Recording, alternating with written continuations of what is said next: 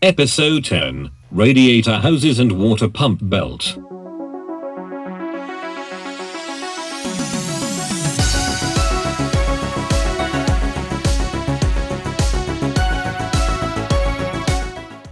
After we fixed the thermostat, we put the car on jack stands and removed all the wheels so we could get a closer look at all of the radiator hoses and coolant pipes.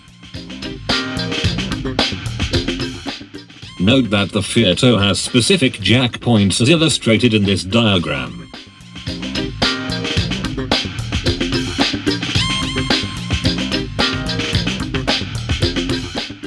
Some of the radiator hoses were in pretty rough shape, so we decided to replace some of them.